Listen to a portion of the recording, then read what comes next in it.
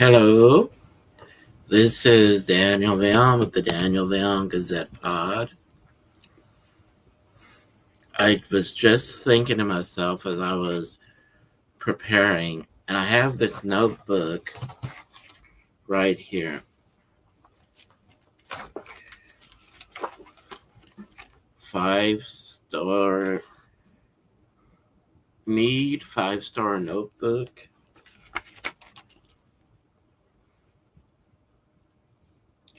That I believe me and my parents got at Walmart when I was going to college. And I just wrote down, so I was thinking to myself, what do I want to talk about during sports season to build up to talk about my main topic? And I thought, my favorite thing to watch, even though I was never really a big football fan, my favorite thing to watch has always been halftime because I understood more when I would watch them talk about the game. So I always liked the halftime and the post game reports. So whether it's NBA, MLB, or NFL, for the sports segments, for the NBA base, for the pro basketball, pro baseball, and pro football segments, I'll be talking about the halftime reports of the games as well as the post game reports, and I'll even do that for college sports like basketball and baseball. And if by chance I happen to see college hockey, I'll even do I'll even talk about the college hockey games too. NHL or college hockey, let me restate that. I just said I would talk about college hockey. Let me restate that part. I've never seen college hockey before, so I don't know if they do halftime or if they do intermission like NHL. So if by chance college hockey is like professional hockey, then I'll do intermission reports about both college hockey, if I see the games, and professional hockey games.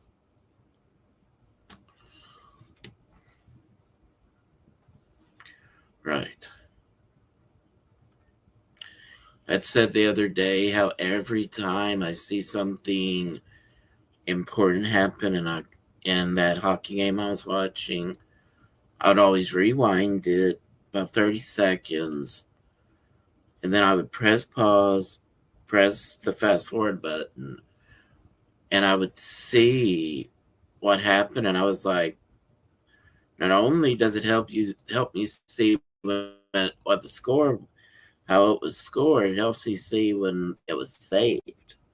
So I just thought I'd share that in case some people may not like hockey, but they may think that it's interesting, but it's hard to follow. So if you have DVR, I would press pause and I would press fast forward. Because ever since I've been a kid, that's been what's helped me see things that I may have never realized before. So that's what I would suggest to do if you have a hard time watching a sport, but you really want to see it out of curiosity. Well, I don't know if this would work for anybody else, but it's always worked for me. If it's hard for you to understand without seeing, then pausing it and putting it in slow motion may be the best way to understand it because that was always the best way for me to understand things. Football was always a little easier to understand to a degree. Like it was easy to understand when I would follow the rules in the NFL, no matter how different the rules got. It was always simple enough to understand what a yard was. And then when you got to 4 yards, we knew that the touchdown was on the way. So football was easier to understand to a degree because how my mom explained it to me. Baseball, I used to see my cousins play baseball. I was always a fan of baseball, because I used to watch my cousins play. But becoming a fan of professional baseball, I can tell you, it's just as fun as watching my cousins play when they were either kids or teenagers. So baseball is just really fun for me to watch. I just enjoy it. Now, I will say this: baseball, even though I like to watch the game and I do like to see whatever their break show is, because baseball too is different than football and basketball. Whereas football and basketball have four periods or quarters, and it's halftime because two out of four is done in pro basketball and hockey and pro football and basketball. Baseball is different in the sense that a lot of times you have to wait until the fifth inning, fourth inning maybe, before you see a break in the game. So that's why I wanted to share this, because I was just thinking about how long it may take.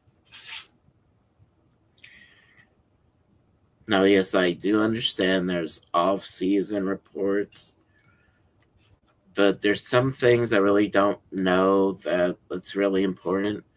Because for me personally, watching the game and talking about it is what's really important to me. So, although I will keep y'all updated by on the news of football and hockey when the season's over, I'm not gonna know right away how to talk about it. So I need some advice from my mom or my brother or my sister-in-law to really help me understand what news are really important to share. I would have to share. I would have to merely keep up with news about my favorite team and my mom's favorite team and my brother and sister-in-law's favorite teams.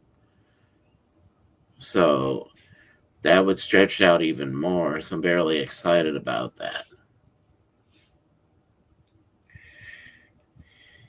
Just thought I would share that before I look at it. I look at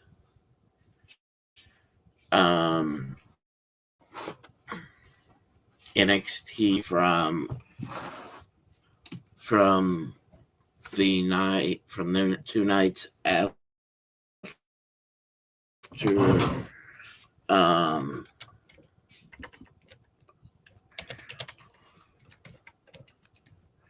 tonight's after all Rumble. Excuse me.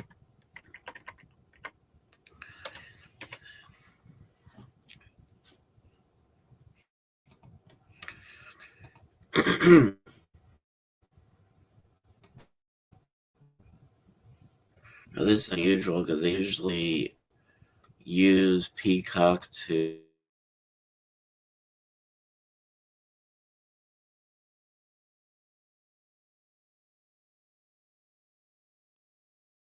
um to look up. It's very important to this episode, and it's very important to I don't know why. I don't know. This is going to be both the Daniel Veillon Gazette pod and the be uploaded to know what, never mind about that. Wanted to look at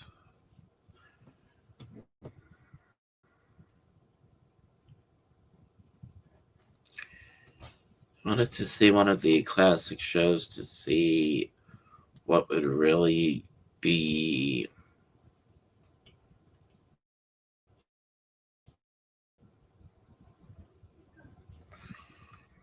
a good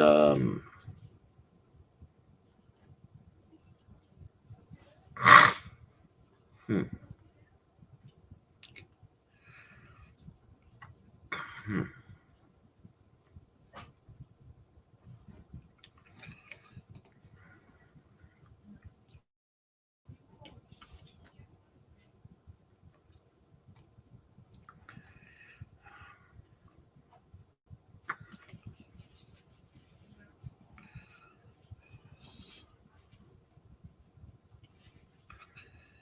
All right, so I was hoping they had Mid Atlantic Championship Wrestling. That was only episodes they have up here. Just a few years before WrestleMania existed, so I'm gonna start right there. And what I liked about Mid Atlantic and Mid South and all those classic shows was they had the television title.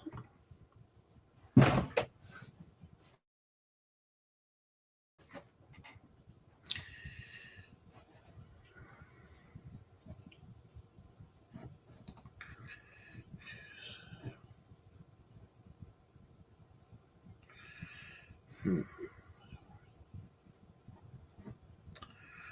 If anybody could help me understand this, they said I needed to disable the ad blocker to enjoy this video.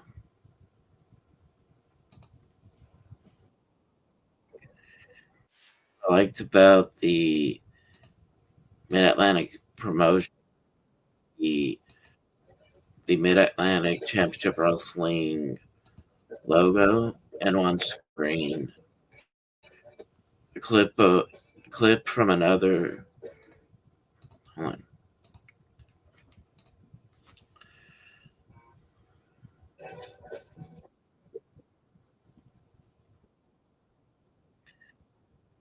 Then they showed a clip from a match. Then they showed a map and put them all together. They put Mid Atlantic Championship Wrestling name in black and white. Put that on the far left.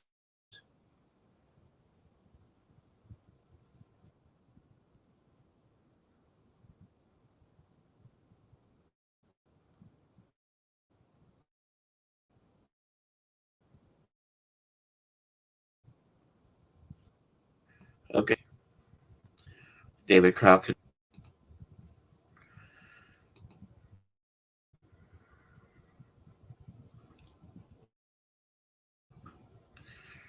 They were talking about the Ron Bass being the new TV champion, Outlaw Ron Bass.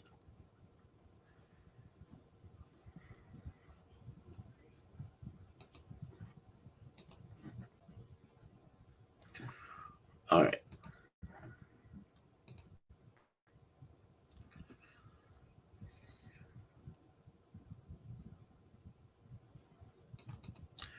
I also mentioned Wahoo McDaniel and Roddy Piper.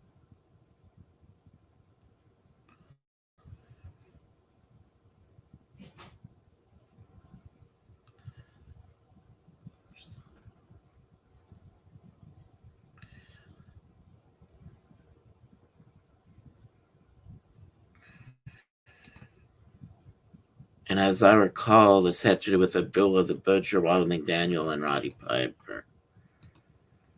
I remember watching this with my uncle a few months before he died, and I remember thinking this was good. This was good work from them because it looked more believable than a lot of what you see today.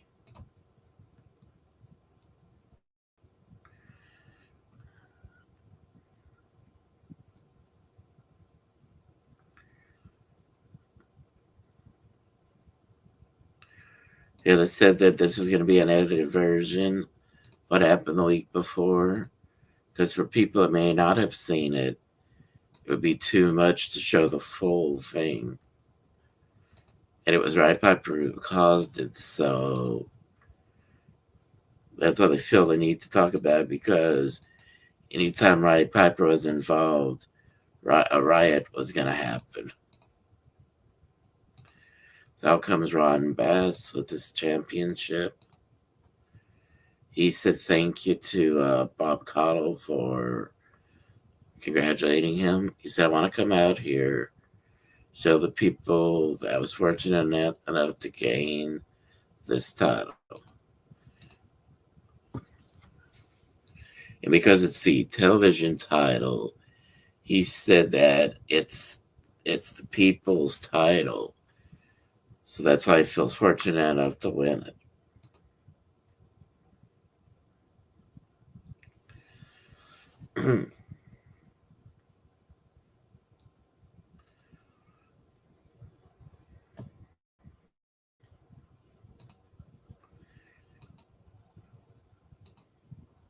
Said he's going to be thinking about nothing but the audience.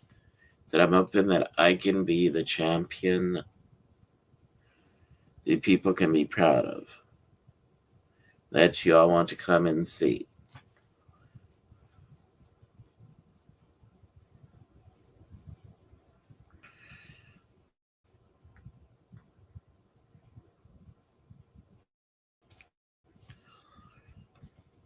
They're also talking about Ricky Steamboat coming back and Jake Roberts being there.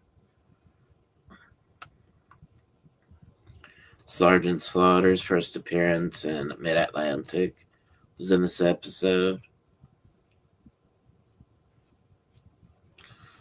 That I know of, anyway.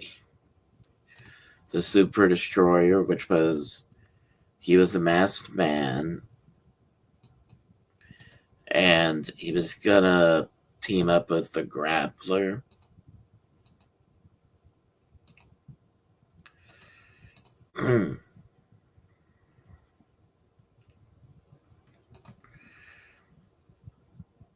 And the Grappler, I don't know how many people know this, but he's the reason the DDT was invented. And I had his mask signed a few years ago. It's in the house somewhere. So if anybody does not know what the DDT out was invented, watch Jake the Snake Roberts DVD called Pick Your Poison. That'll say all you need to know. Jay Youngblood and I think Ricky Steamboat were tag partners by this time. They may have been facing Steamboat and Jay Youngblood. I'm not sure. That's going to be interesting.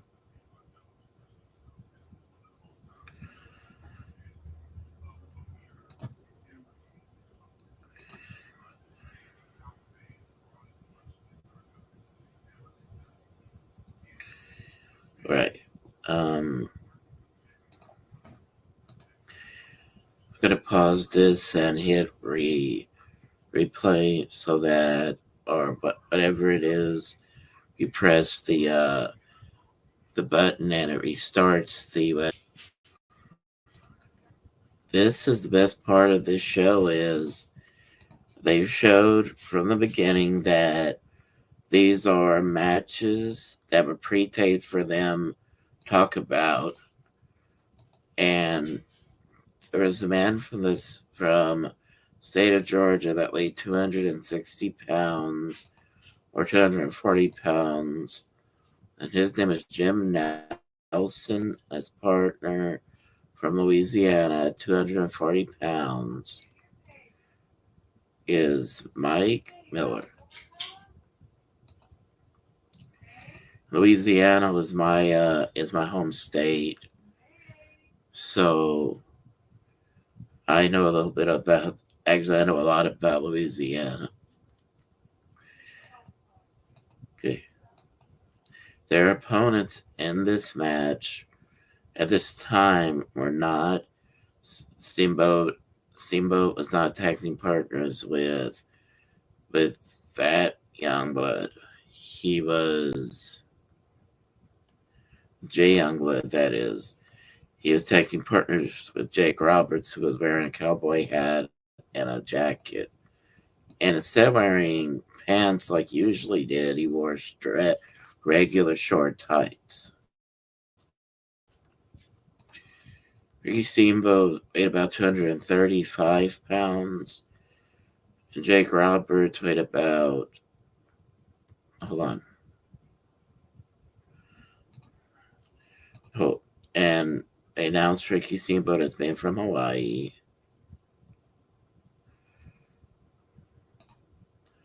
and Ricky Steamboat wasn't 240 pounds. Jake the Snake Roberts was.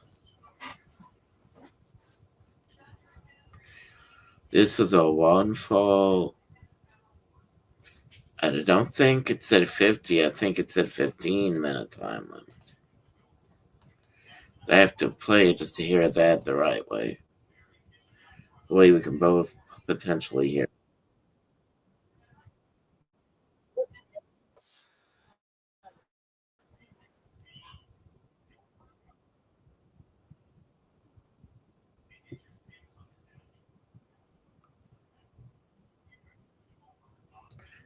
Yeah, that was 15-minute time limit that was announced.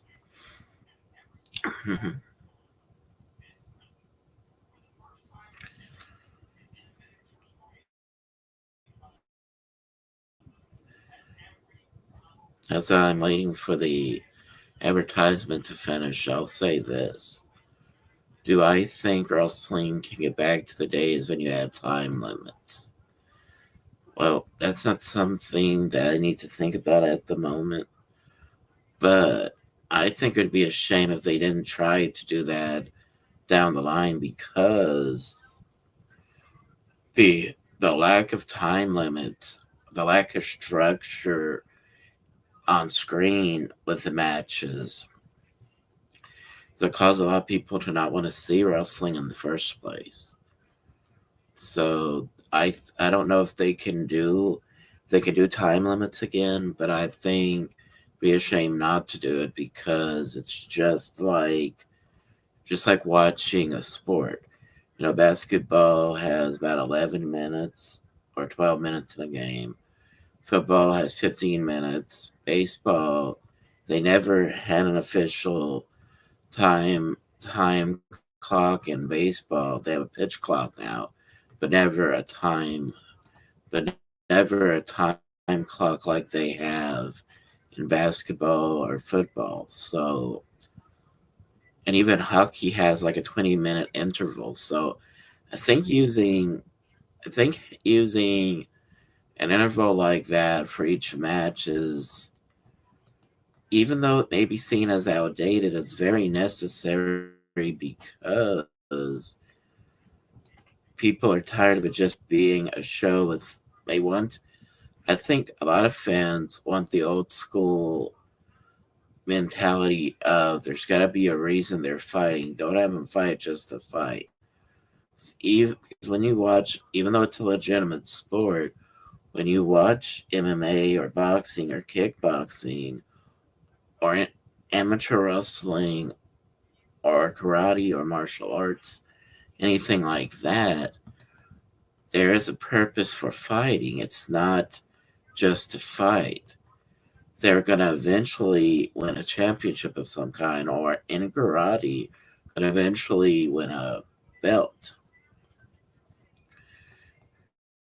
And, you know, things of that nature. So I really don't have the luxury of thinking about time limits, but if I was still interested down the road to learn how to book a show, then I would book it and I'd want to do time limits so that people will remember this isn't just a show. This is a show. This even though it's a show about fighting, and you want to see who's the better man that night to go in the rankings. That's why rankings are very important.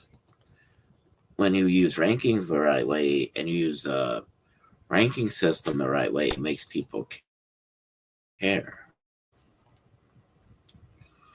So if I was really interested in booking, I would look into what it means into using time limits in the first place.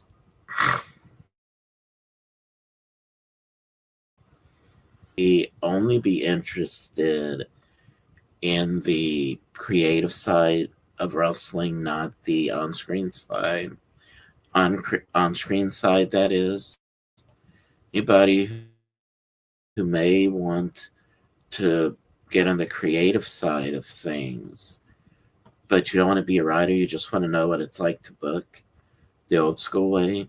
I would go to Memphis Championship Wrestling and I would ask them to train you to be a booker because they are the only company I know that trains their men and potentially women on how to book a show. I just thought I'd share that with y'all because I read that if you try to teach people things on your YouTube channel, it's usually gets them more interested in what you're talking about. So they go back to the show to this telecast for a second. Let's see the match as it happens.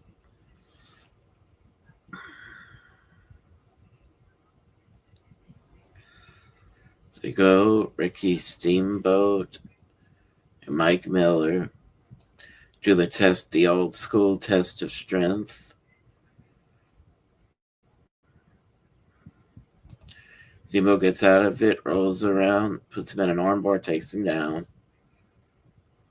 Let's see, Miller gets in the rope. He has to break as Mike tags in his tag partner.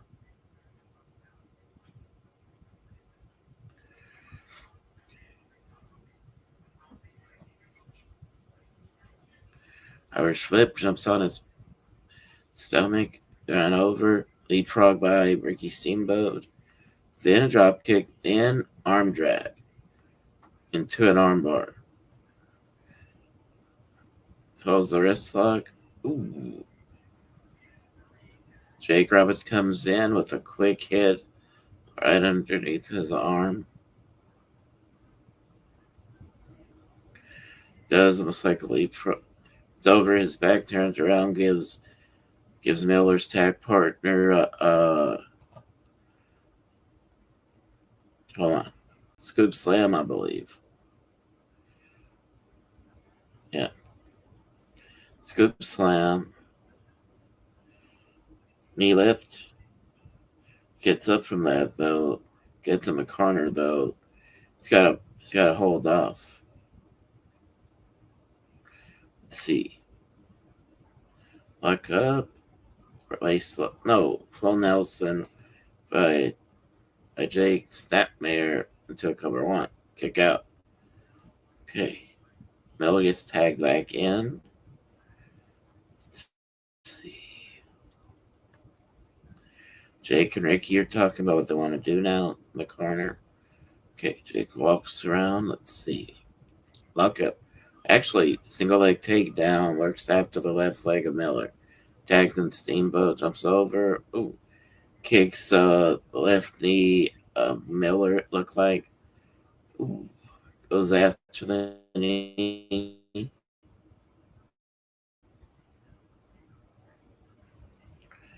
Okay. Does a double leg drop over it.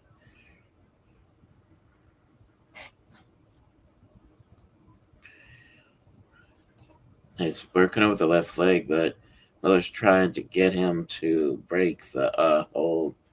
Couple of forearms, it looks like. Ooh. Gets up, he goes back over the. Now it looks like he's going for the hamstring area.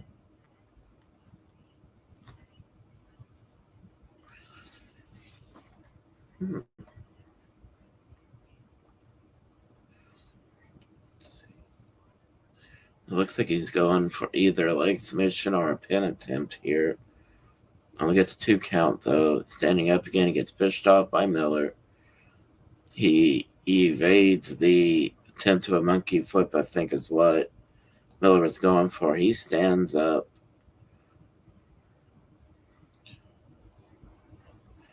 Miller gets his forehead driven into the turnbuckle pad by Steamboat. Very uncharacteristic by Steamboat. Side headlock takedown by Jake. Head scissors out of it.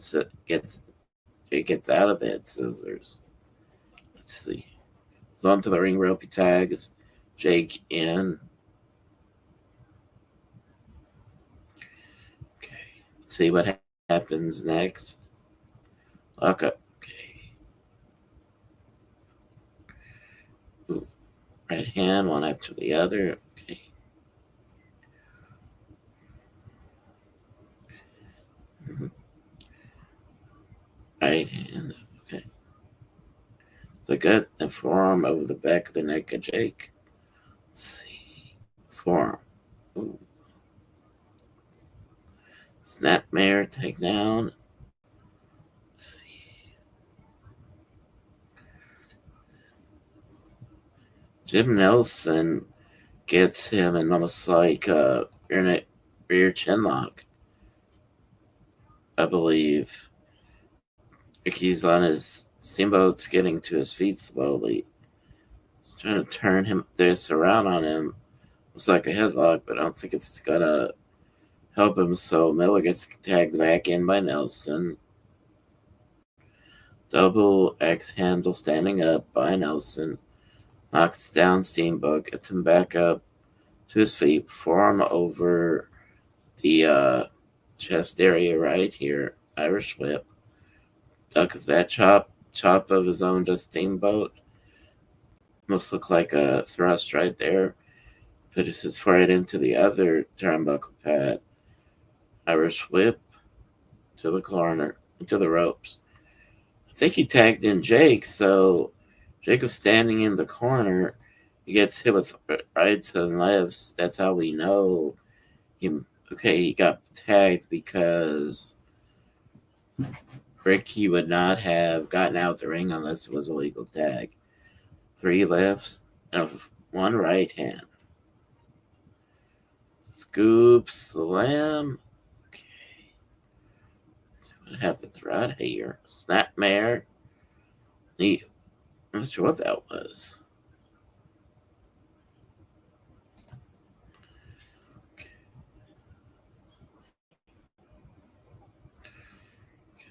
I have to look back at this, see what it was. He put his knee straight down. It looked like he gave him a right hand. Let's see.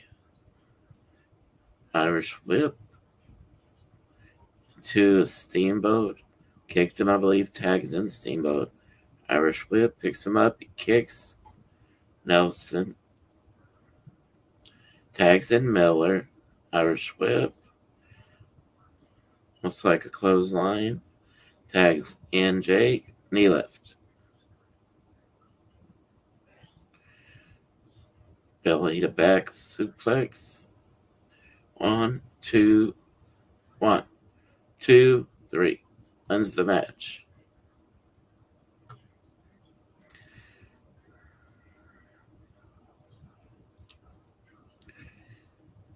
This was a beauty part in these days, like being the territory system. You could see things like this all the time, and you never wondered what was going to happen because you'd see them on other territories throughout the world every now and then. They had loser leave town matches back in those days. Usually lasted 2 or 3 months, then they came back. So this may have been around the time when Mid South had booked Jake the Snake to lose a loser leaves town match, and that may have been why he was in Mid Atlantic. It's almost like what we would call not a talent trade, but it's almost like we want him to be used in other areas. So we're going to have him not be able to wrestle for 3 months over here while he gets when other fans in other areas get to know who he is. I think that was pretty much the purpose of territories, was to give them exposure to other areas.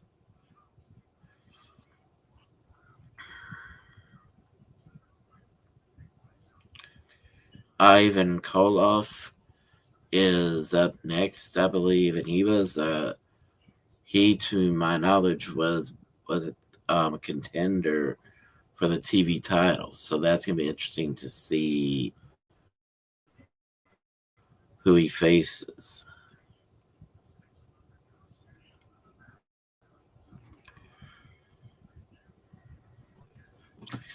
So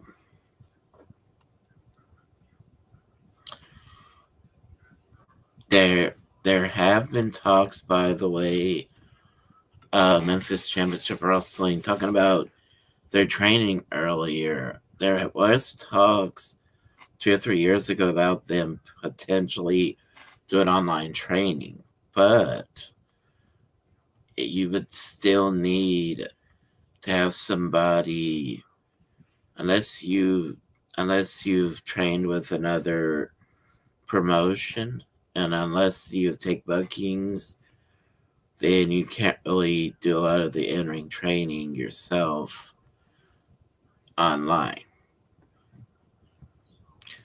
So that's why I say to go there face to face, because I can't do training.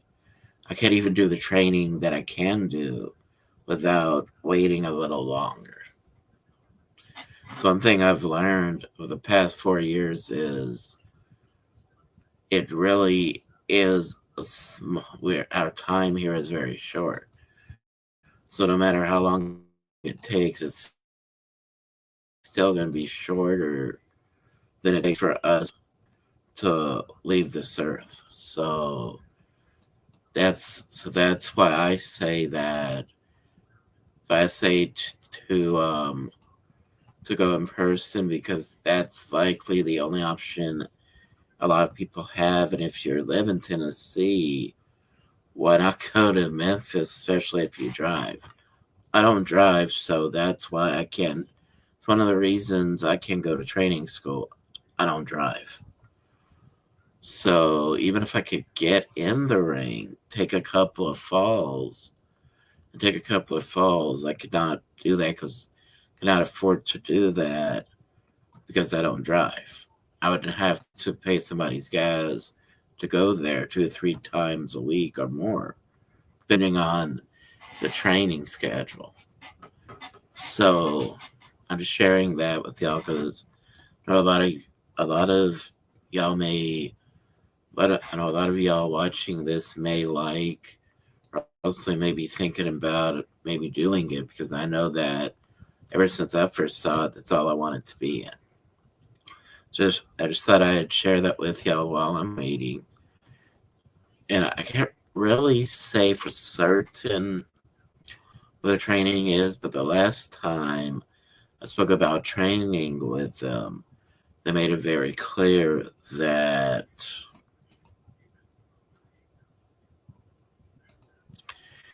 you would still need to be in the ring to train. So although I will go through training, I suggest that I'm talking about training that's not so physical. The time is right, I'll be able to go to a training school that offers the training I'm looking for. But for people that want to do the creative side, go to Memphis Championship Wrestling. They are the only ones that I know personally that have training for booking. Okay, got 7 seconds left.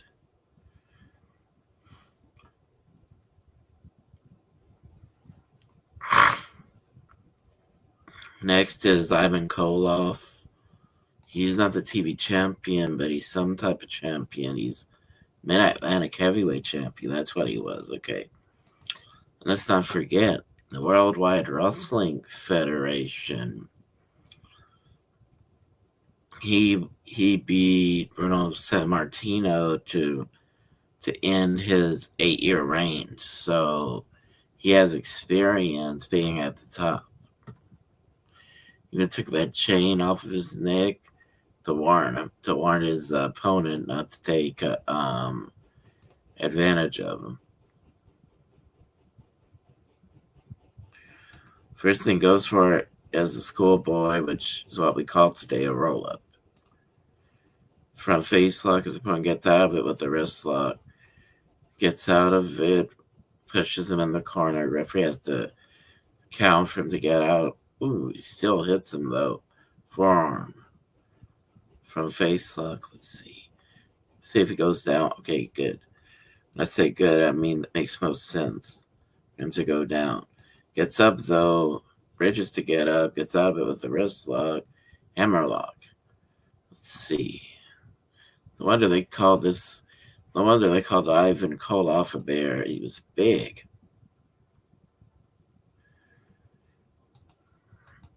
Mm-hmm. He just hit him with almost like a scoop slam to break the hammerlock hold. Let's see. Wrist lock holds him almost like I'm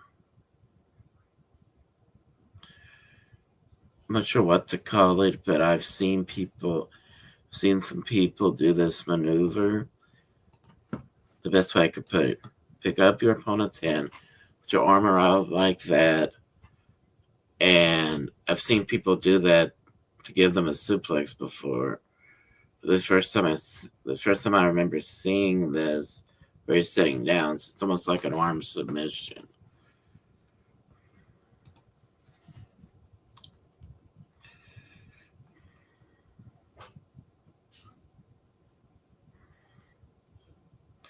Okay, now he's going for that chin lock, almost like a headlock. Let's see. Cradle, 1, 2, kick out by Ivan.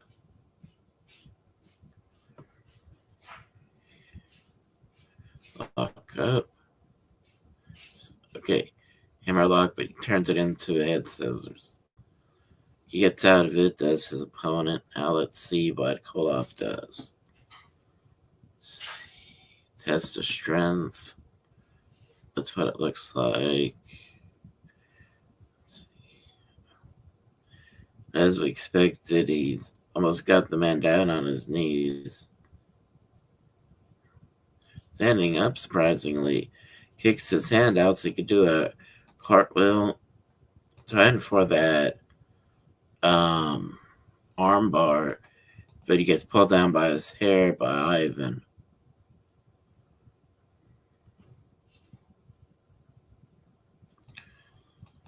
Referee's warning him not to pull the hair anymore.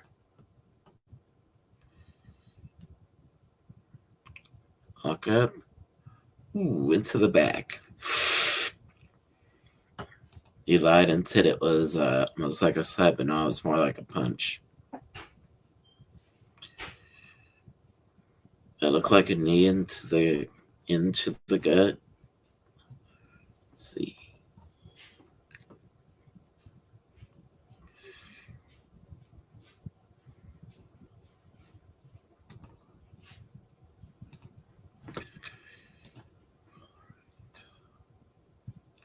Had to refresh the screen again. Let's see.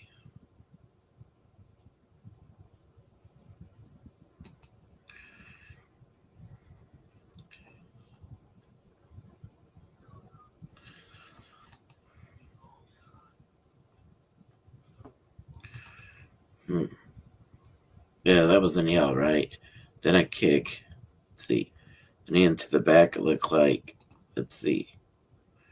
Forehead into the turnbuckle pad. Throws him with a hip toss.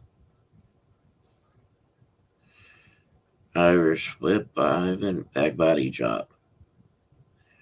Okay.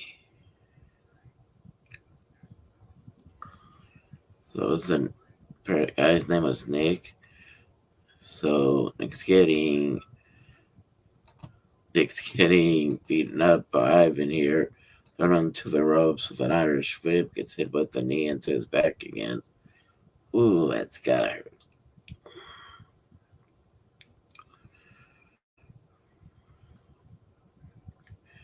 Okay.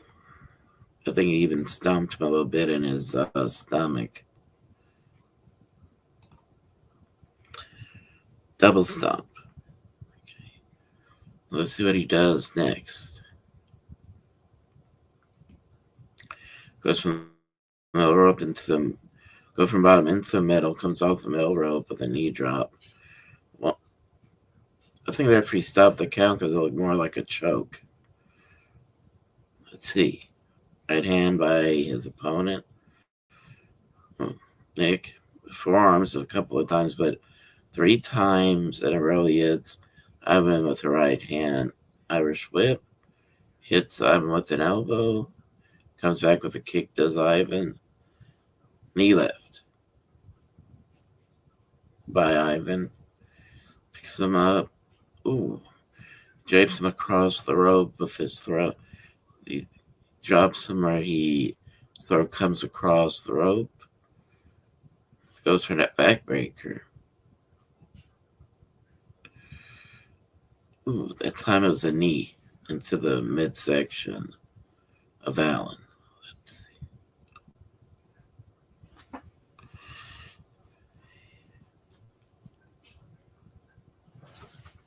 see.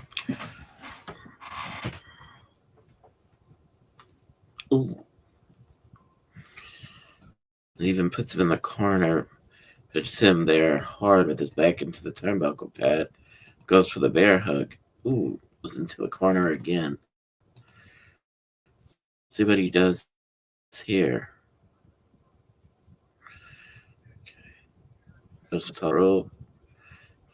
Pushes him down with his knee. Almost thought that was breaking. They know. No jump off the top rope.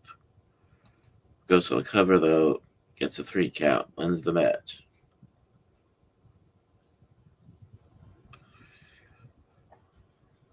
Show a replay of this. That's another thing I would want to bring back to wrestling if I had the opportunity to. Would bring back the replay, and even though you can't overturn the decision like in sports, you could still have the commentators say how they felt about the outcome by looking at the replay. So that would be another thing I would bring back if I had the opportunity to.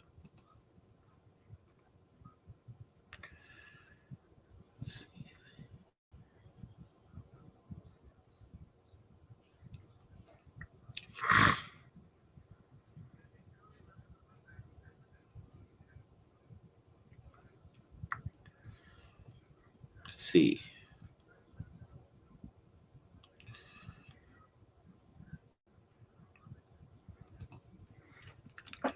Yeah, that's what I thought because how much time is left in the segment after the match is over.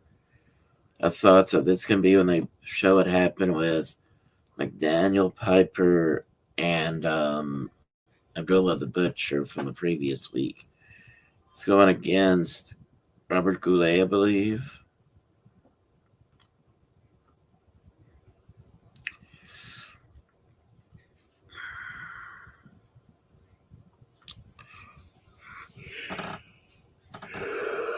Excuse me.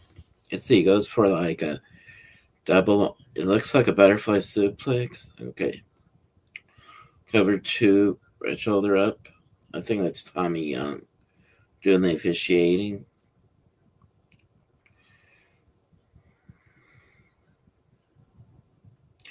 Right Piper is distracting him so that Abdullah can surprise him. Ooh, you can see why they didn't want to show this complete video footage. Looks like he's using a fork. Ooh.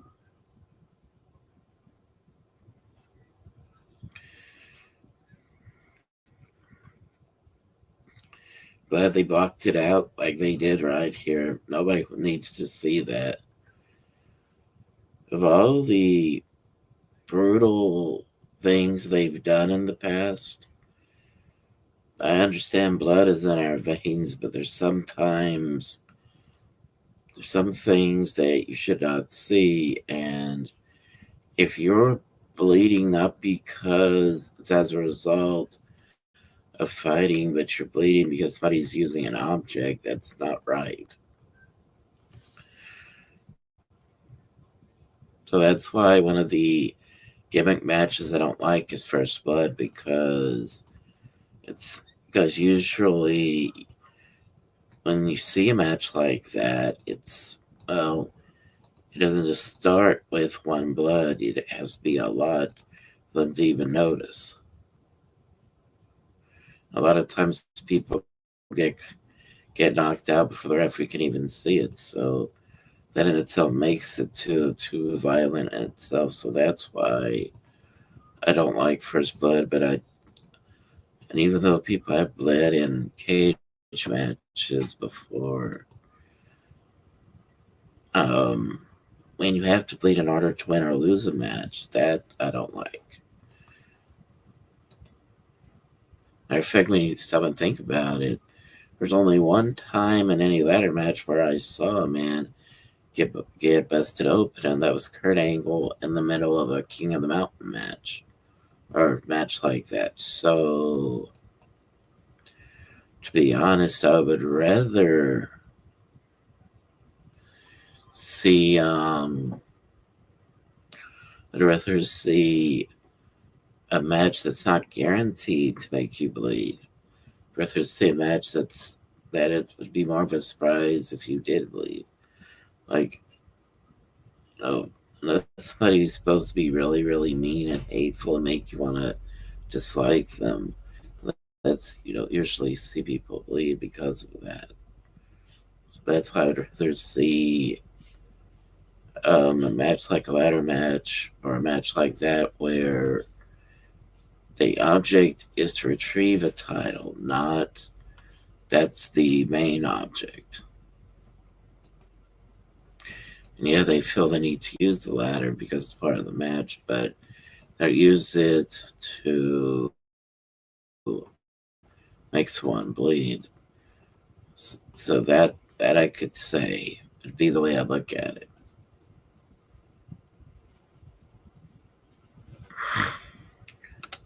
I don't know how long it's going to take for the advertisement to finish, but still like to speak like this when the advertisement comes.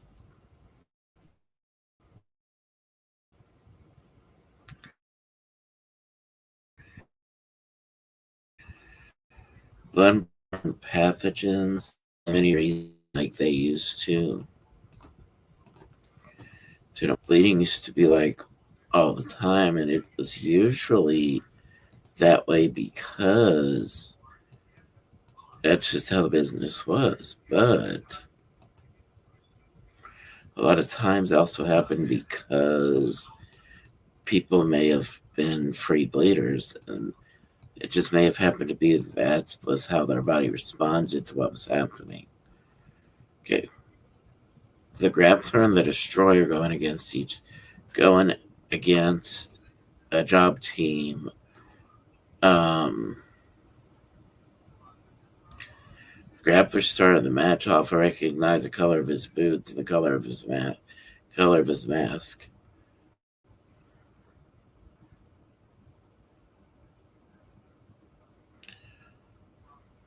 Actually, it's the superstar. It's the masked superstar that started this match. I noticed because he's got the star over his mask. The other one's the grappler. Okay, Russian. No, not Russian. I'm sorry. Fireman's carry takedown like they do in amateur wrestling. He was on his knees. So that's considered legal. Tags in the grappler.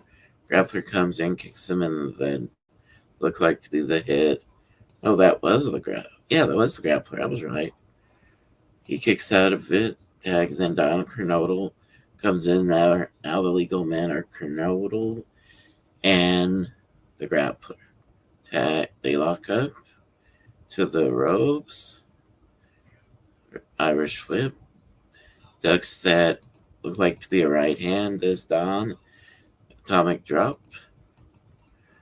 Cover to kick out at two. Grappler backs up into his corner. Tags and the Super Destroyer. No, the Mass Superstar. I was right the first time, Super Destroyer. Let's see. Lock up.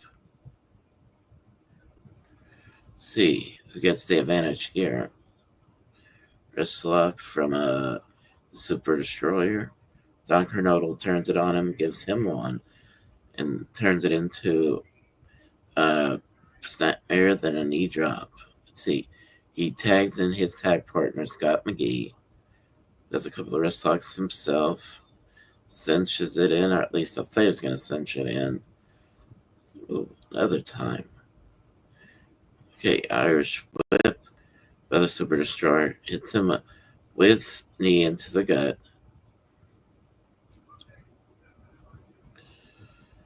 Ooh, headbutt into the gut. Midsection that time. Kicked him closer to the chest.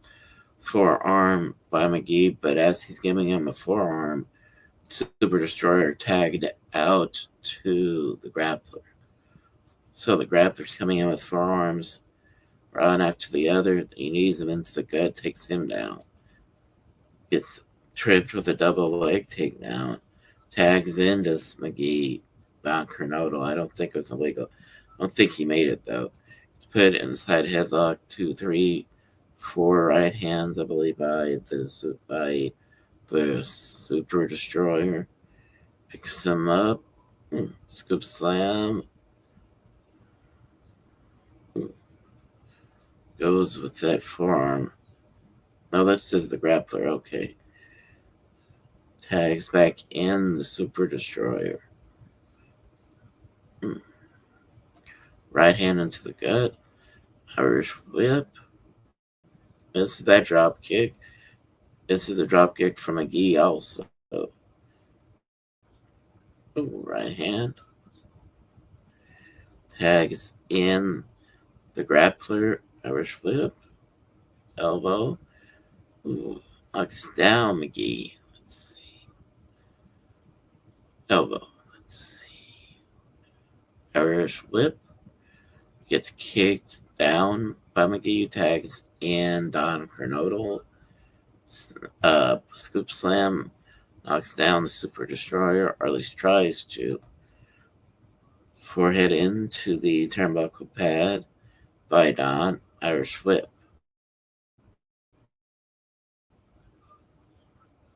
Back body drop.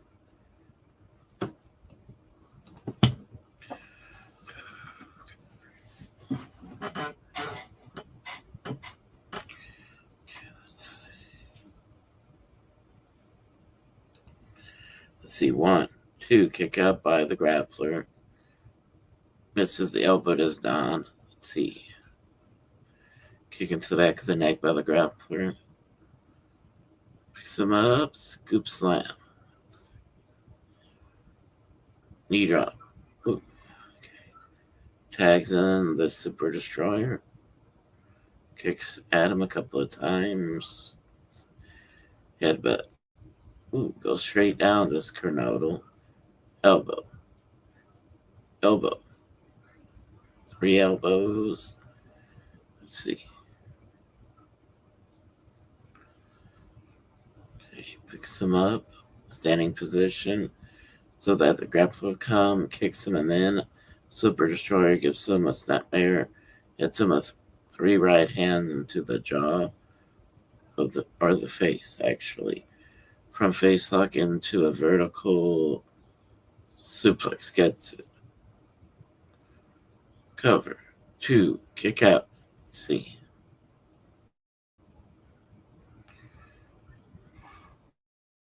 Ooh, I think that was it, but runs through him, tags in Scott McGee.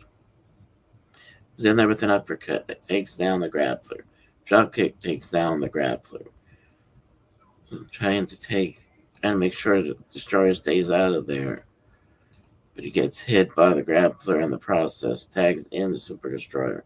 Shark comes and hits McGee with a forearm over his back.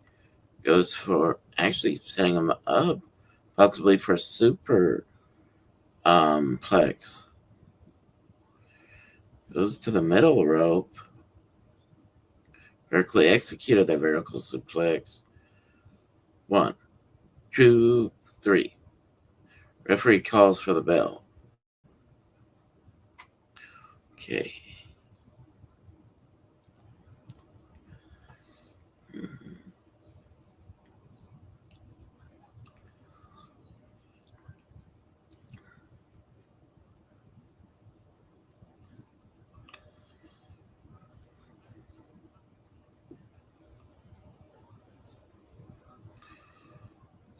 see, vertical suplex, superplex, actually right there.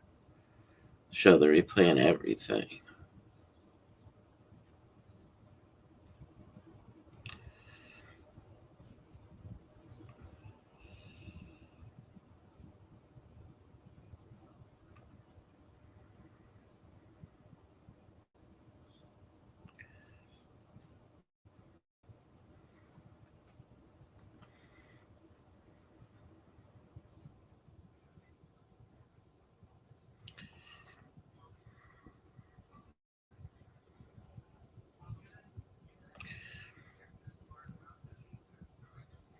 This is hard to talk about because I don't want to sound gross or anything. So I'll say this: if y'all have allergy problems, congestion, things like that, the way I heard Navage be described, then Navage is a perfect way to help you along with nose spray and any other medication you have for your allergies. Me, I don't have a job. This is closest thing to a job I have is podcasting. So I don't have the means of making money to get something like Navage. But from what they say about Navage, it is one of the best ways to help with your sinuses.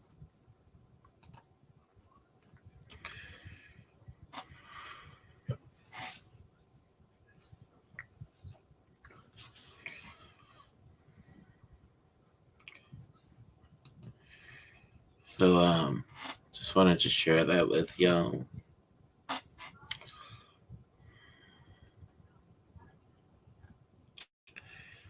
Right, just 10 seconds left.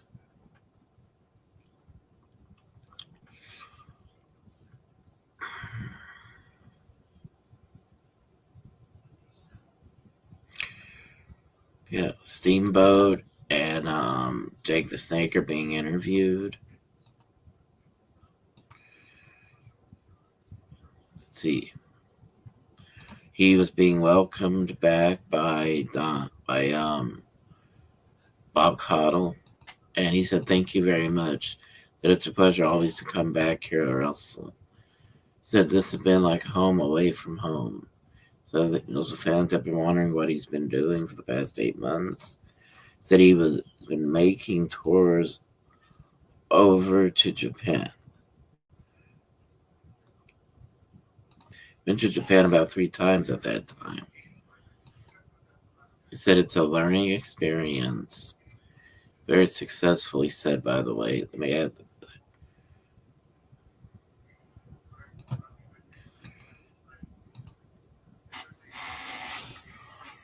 And he was talking about how he would study the martial arts, so that's why he would go to Japan.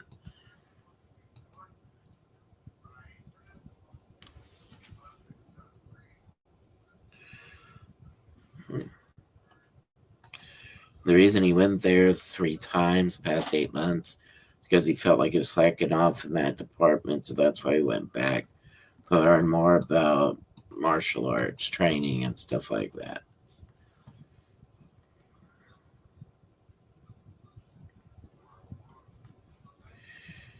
And Jake the Snake said it's a pleasure. It's a real pleasure to tag up with a gentleman like Ricky. I enjoyed it, he said. I'd like to take this opportunity right now to say, hold on.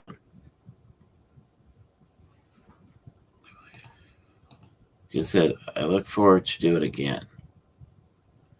He said, just like take this opportunity to tell everyone right now. So a lot of things happening around here. Don't really understand why they are being that happen. All I can say, if the opportunity knocks somebody, it's gonna hit the dirt.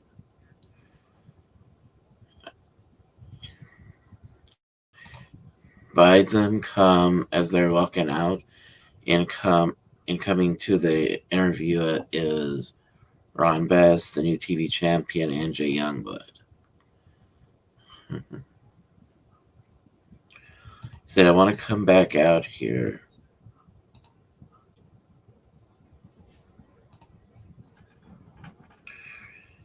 Okay. Hmm.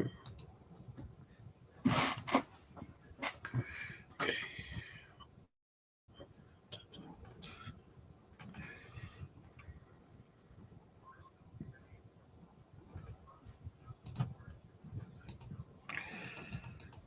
Let's see.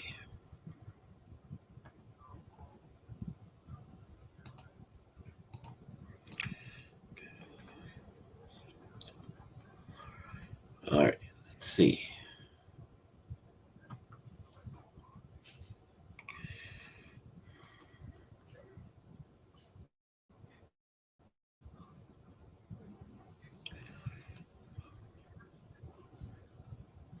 Let's see.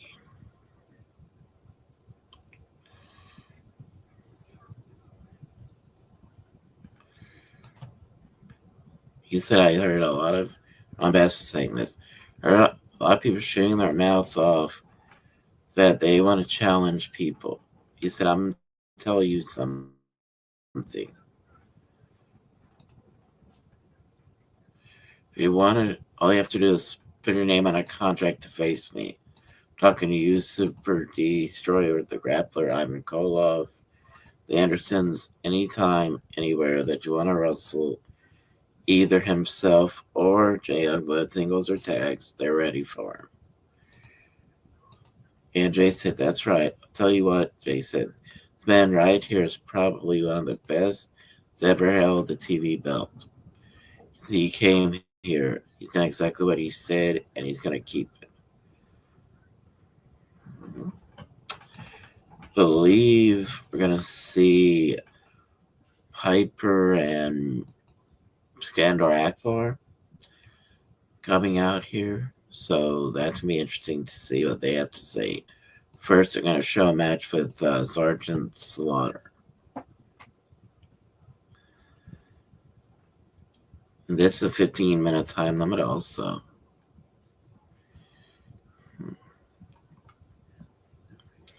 They announced him being from the United States Marines at 305 pounds.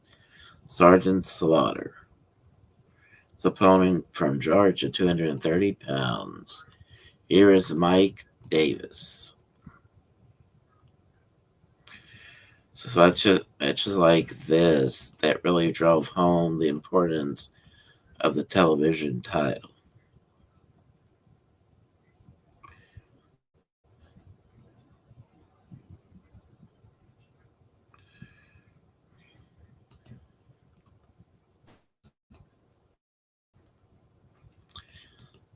Mhm.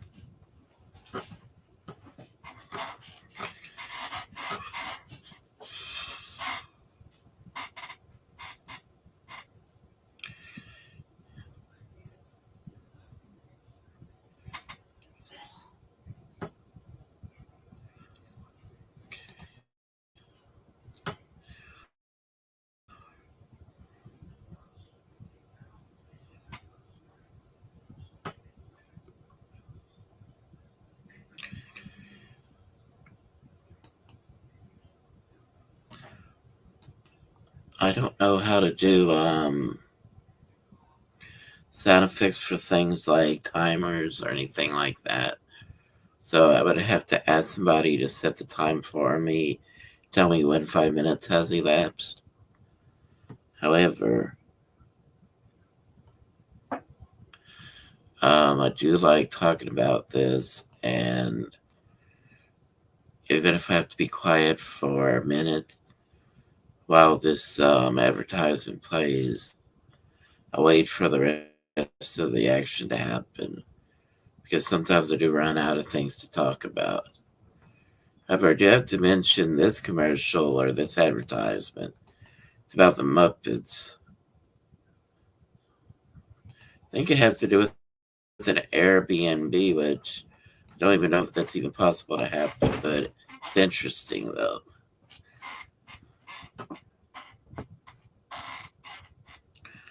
They even show the critics from the Muppet movies.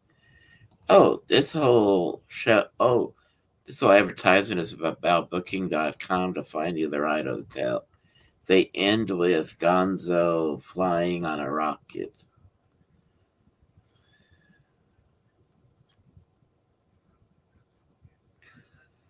Let's see. Lock up by Sergeant Slaughter, knee into the gut a couple of times. Let's see. Mike Davis gets thrown into the ropes by Sergeant Slaughter, but he thought he was going to go for an Irish whip. And instead, he keeps it and he runs right into him with a knee into the gut.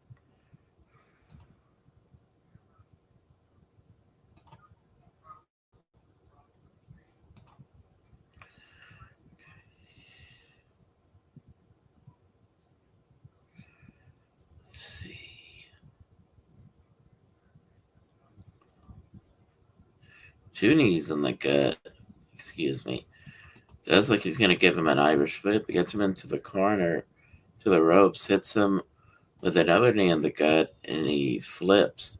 Lands on his back in the ring. Picks him up for a gut buster. Goes for a knee drop.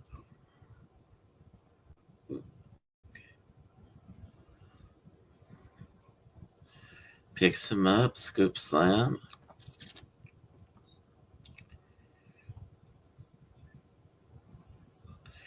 Picks him up into the corner first.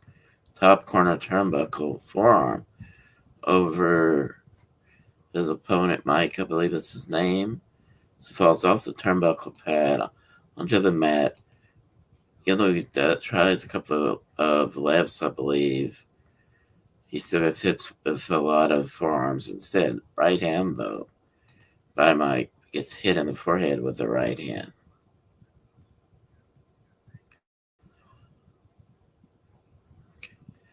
Irish whip by Sergeant Slaughter. It was almost like a. Try to think of what you. Almost like a corkscrew elbow into his face. Knocks him down. Let's see. Jumps up to kick him into the face. I like how he has the letters USMC on the side of his tights right there. Backbreaker.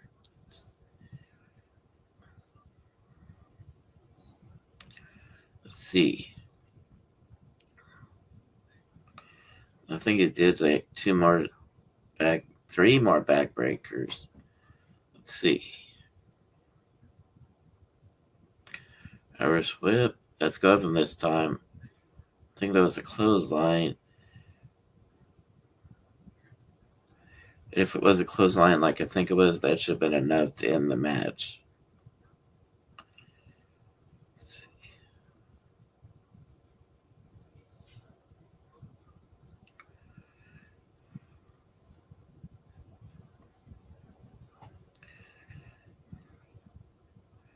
Goes for the Cobra Clutch. I believe that's what it's called.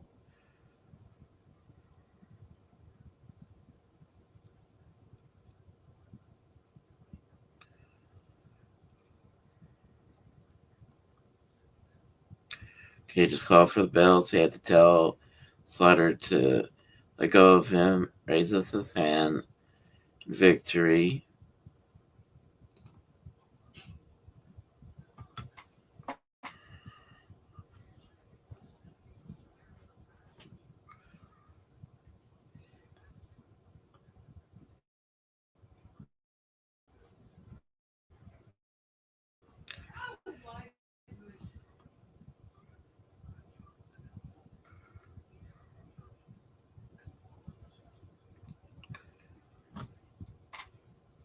Okay.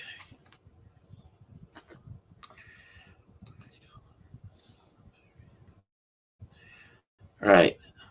Really enjoy this, and I hope y'all don't get tired of me talking about Mid Atlantic, but I may have spoken about this once or twice in my podcast, but I didn't make it a weekly topic. So I'm going to use this as a weekly topic, especially when especially when you think about how that leads into You go into the year 1982, that was only 1 year before Starcade. So when you look at things like that, it makes me really excited to do that. To talk about these old shows again. Thank you.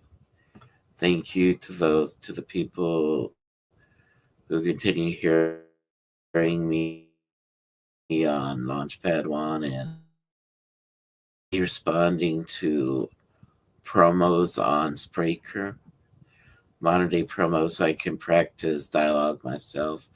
Thank you to those people too who listen to that podcast on Spreaker and who listen to my video podcast on the Daniel Veillon Gazette here on YouTube.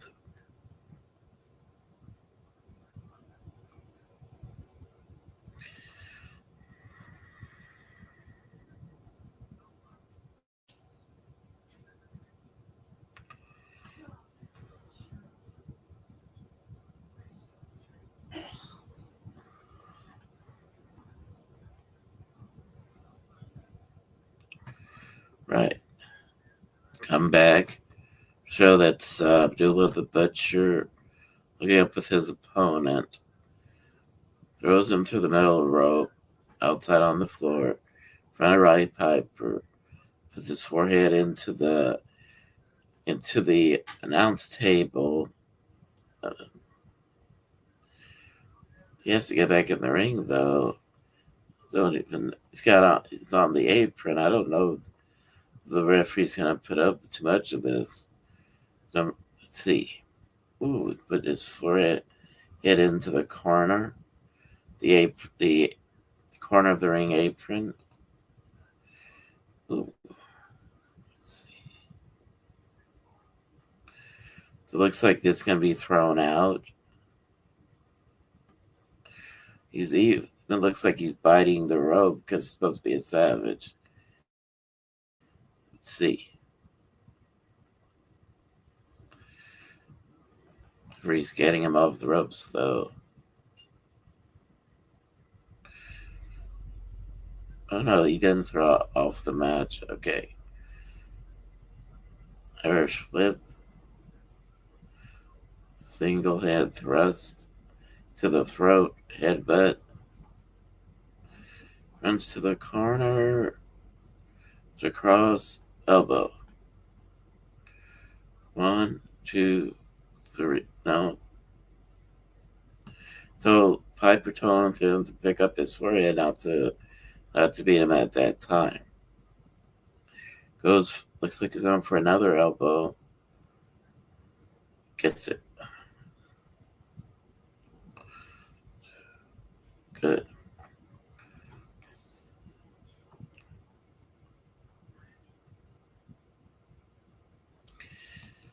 There's an old saying, less is more. The Roddy Piper said he didn't want them to fuss until it was too much.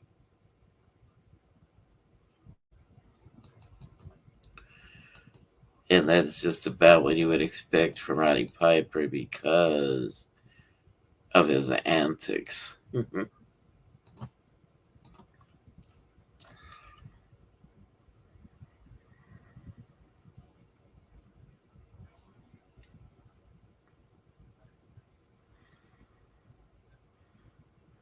An opponent was Ron Ritchie.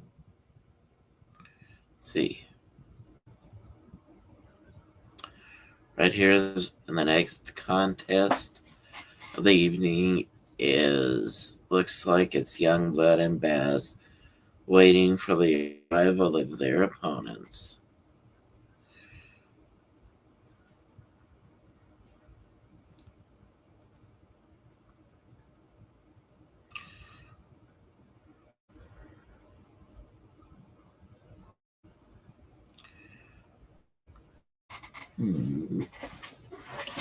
Here is one half of the the opponents don't know it. Schwartz is the other half, I believe. Harris starts with Young.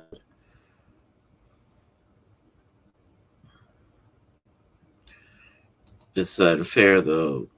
Harris must be at 3 times bigger than Youngblood. Lock up. Irish whip. Ooh, shoulder block takedown by Youngblood, and a wrist, then a hip toss and a drop kick.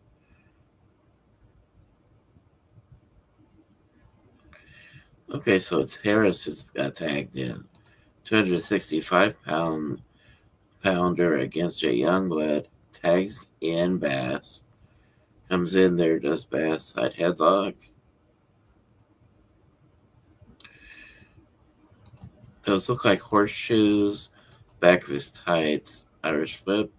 Ducks that elbow attempt. Side headlock again. Let's see.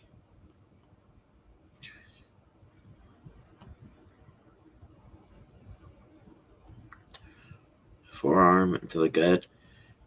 It just aggravates him more than anything, so it hits him with a couple of elbows over the back of his neck. Does Bass. Causes him to tag out to his partner. Single leg takedown. No, double leg takedown to Bass. Bass kicks him with his other leg. He follows that up with a monkey flip. Tags in Jay Youngblood. Right hand. Ooh. Headlock takedown. Roll up 2. Kick. Okay, fine. Manages to kick out. Does Youngblood. Davis, I believe is his name, or something like that. Almost got away with a handful of tights, too.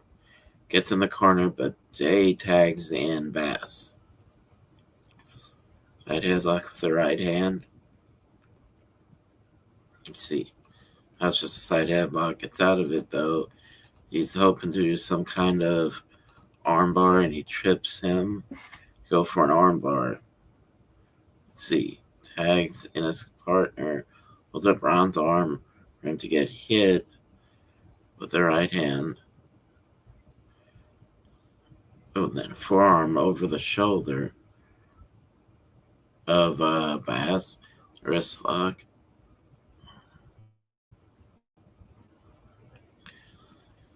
Okay, now gets in his corner, tags in Jay Youngblood, comes in with a chop. Side headlock. Into the gut a couple of times. 3 times. Let's see. Irish whip. Back body drop.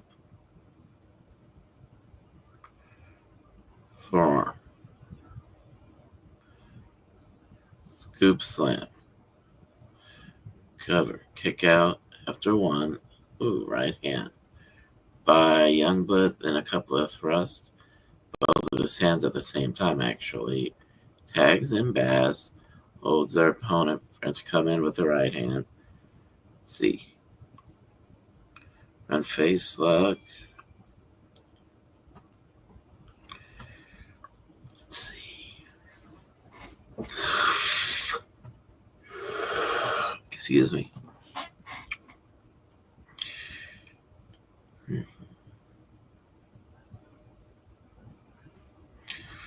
See what happens here.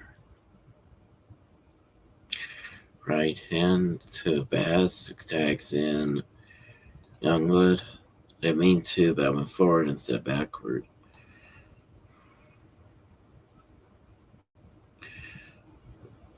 Roll up 1, 2, kick out. Let's see. Chop from Youngblood. Side headlock takedown by Youngblood.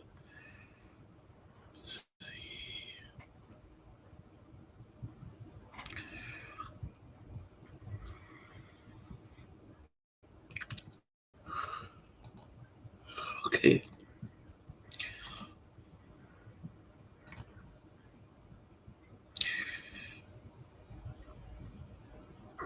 He's getting up to his feet with Youngblood. Let's see.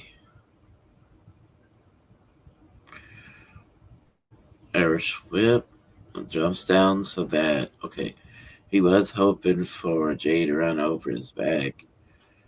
Jay kicks him, though, in the back, side headlock, tags in Bass. Bass comes in with the right hand, blow over the back, front face lock, down on the mat, adds pressure.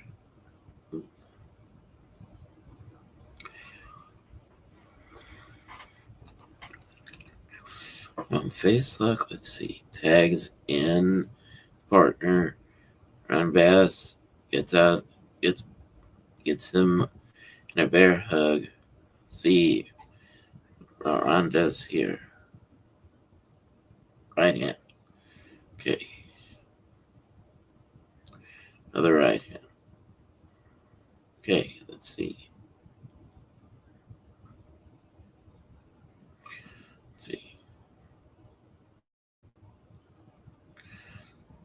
Right hand to his stomach a few times. Elbow. Okay, forearm. And his partner, the ball headed at one, hits him in the stomach. Holds up his arm for his tag partner to kick him in the stomach. Ooh. Right hand into the forehead. Right hand into Harris's forehead. Another one. Knocks him down. Tags in Youngblood. Irish whip. Drop kick.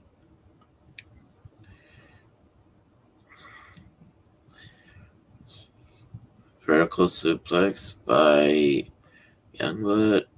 Running elbow. 1, 2. Kick out by Harris. Right hand. Right hand. Tags in the Youngblood. Irish whip. Double chop by Youngblood. Another chop. Tags in Bass. Scoops. Almost like Oklahoma Stampede. 3. Win the match.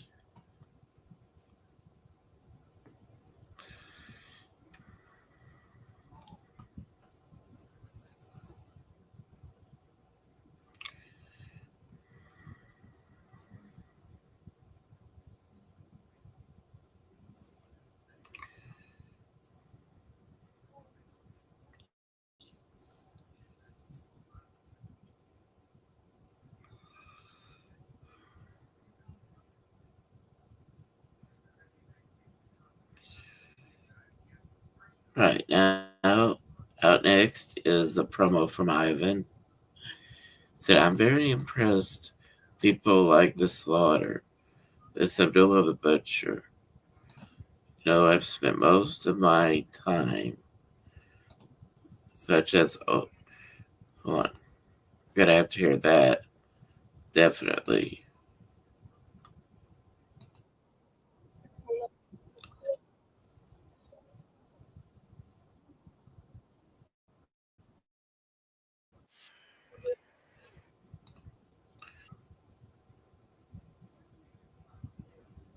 Learned most of my wrestling from the American style from guys such as Ole Anderson. So he was tag team partners with Ole Anderson. He said, I'm looking forward.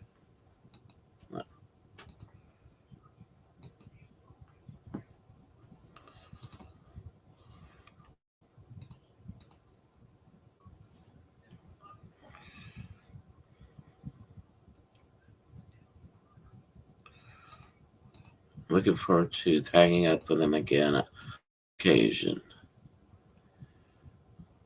And then any challengers now for this championship belt I'm holding. He said in a nutshell. Imboat is back in the area he mentions, and all these people. Out comes Austin Idol.